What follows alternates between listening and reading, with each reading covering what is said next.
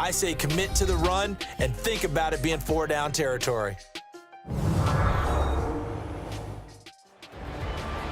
Back now in Pittsburgh. It's been a very hotly contested game to this point. Just a field goal separating these two teams as we get set for the fourth quarter. This Carolina defense looking to keep them out of the end zone once more. 3rd and goal.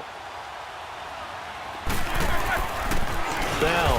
And this one will wind up with him losing yardage back to the 4-yard line.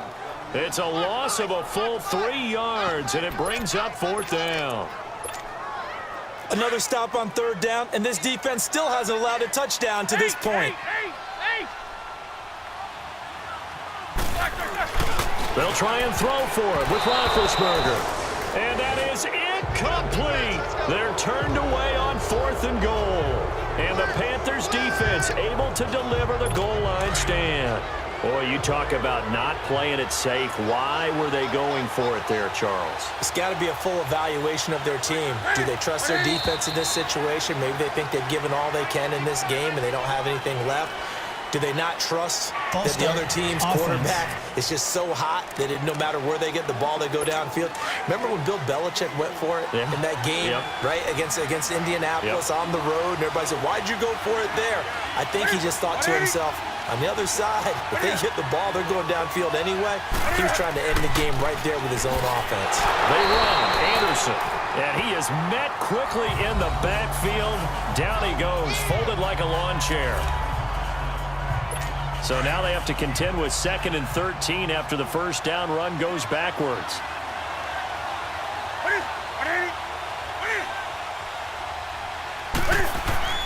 Again, Anderson. And he'll get this only up to about the 3-yard line. It's Big Vince Williams who made the tackle.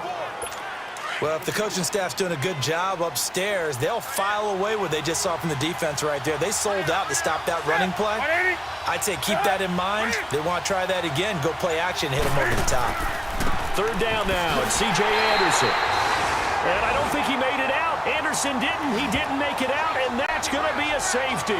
Now, the 2 points, that's not totally critical at this point. Still a 1-score game, but they do have to give away the football with no guarantees they're going to get it back. Yeah, or at least if they get it back, will they have any time to do anything with it? So they've got to send their defense out there and say, guys, we got to have it right now. Save some time for us. Now, that's the kind of return you're looking for. To get to that spot on the field, that allows you to do a lot of things on offense. Out comes the Steeler offense now, ready to see what they can do here. They're holding on right now to that slim advantage in a 1-score game, and you hear a lot about 2-minute offense and 4-minute offense. Obviously, the 4-minute offense applies here. How do they run that effectively? Yeah, really what the 4-minute offense is you're just trying to grind the clock. So you want consistent gains, steady gains. Doesn't have to be big plays, but it has to be plays that gets first downs and keeps the ball away from your opponent. But certainly throwing the ball is in the mix here. It certainly is. Just make sure that you're careful with it. And again, get those first downs, keep possession of the football. And he's corralled, but not before getting it inside the 35. That good for 19 and a first down. He's still rumbling, isn't he? Still looking fresh in this one despite the heavy workload. But you and I both know, well-conditioned, and he did tell us that he thrives on being at his peak late in ball games. This is Bell. And for one of the first times tonight, he's going to be held up at the line of scrimmage. No gain on the play. It'll be 2nd down. The fourth quarter here, they've got the lead. They want to keep it on the ground. That's what they're doing. Smart football. Keep the clock grinding. Keep it going.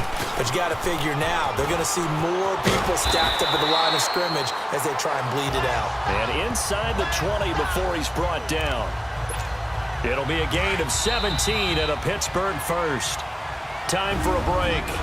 We'll come back for the electrifying conclusion after this. So the Steelers with the football as we get you reset. And let's see what they've come up with offensively after having time to talk it over. Roethlisberger with a give to Bell. So he got free of 1 tackle but couldn't do a whole lot else. And a look at Bell, who remains down after that play. Appears to have gotten shaken up. While the training staff works on him, we'll step aside and be right back. Have to imagine this will be on the ground as well as they come up 2nd and 7. First carry for James Conner. Oh, and now he bowls him over. And they go the wrong way here. Knocked back to the 20.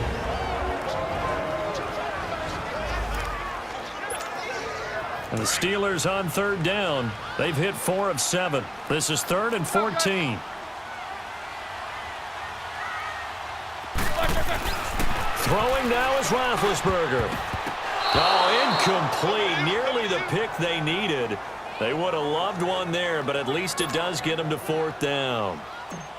They got the win last week despite not having any interceptions. Tried to come up with one there, could not. But there's a stat category called PBU, pass breakup. That's important too, and they got one. Yeah, there's no doubt about it because at least you're there, knocking the ball away. Offense isn't possessing it, making plays downfield. And you just continue to harass the receivers, harass the quarterback, and maybe the big play does occur down the road. Carolina getting set to take the field. And the last time they had the football, they surrendered 2 points on the safety. They don't want to do that one again. No, not at all. It's almost like a bases clearing double, isn't it? Give up a couple of runs. Sure. just messes things up for you offensively. But now they've got to go ahead, take it, set it aside, and move forward. He got 29 yards that time. Back to throw. Oh, he's able to outmuscle him here as he pulls it in. And the Steelers signal for another timeout. And they'll be disappointed to have to burn one there after giving up the first down.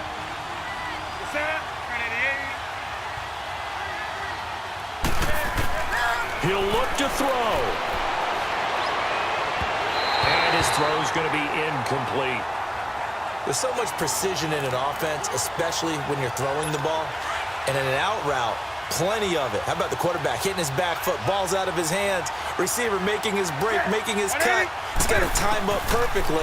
Not always easy to do. Just let him a little too much. Yeah, I remember back in the good old days, I was talking to a quarterback, and he said everything they did was on the count system. So when he took a snap, he counted in his head for certain routes, different time frames for each one, and he knew if the ball wasn't out of his hand at that point, he'd better eat it because the play was dead. And that is incomplete.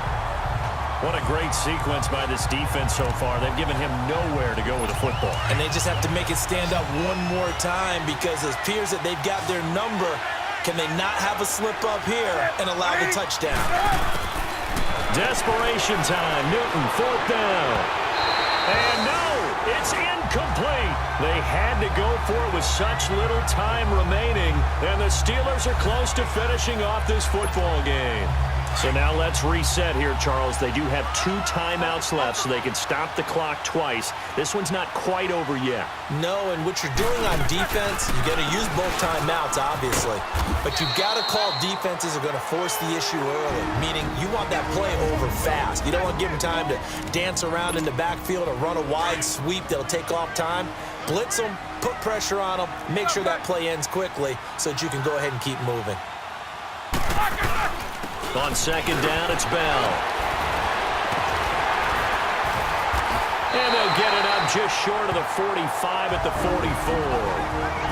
Now the Panthers going to signal for their 3rd and final timeout, as the clock will stop with 37 seconds to play. Now after the run by Bell, here's another 1st and 10.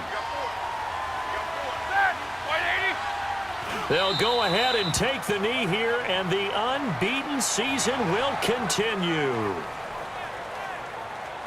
Brandon, I can just tell you from experience, there's nothing like pitching a shutout on defense, but even more so when it's a tight game. I mean, when every defensive play is crucial and you don't give up any points, boy, they're going to feel awfully good about themselves after this one. Yeah, exactly. The offense wasn't humming, but, hey, all they needed was you can't score 1 point. All they needed was 2 points. Well, you can't score 2 points on offense. All they needed was at least 3, and they got what they needed. They got what they needed. Exactly right. Well, Charles, the forecast called for rain throughout the entire game, and we got rain throughout the entire game. But these two teams, they had fun getting dirty out there. They love the slop. Did you trust the forecast ahead of time? Or are you one of those guys I'm a that's little skeptical about it, or did you trust it? But when I saw just a big blob of green on the radar, I said, okay, let's trust. Yeah, and that's why I'm glad you took my advice. Got your notes laminated, because, you know, open air booth, that rain can affect us as well, although not as much as the guys on the field. But let's face it, it's kind of fun to watch these types of games, isn't it? It is. By the way, how impressive is it that you travel with a laminator? I didn't even know there was a portable laminator. The things that you learn. Golly, wise beyond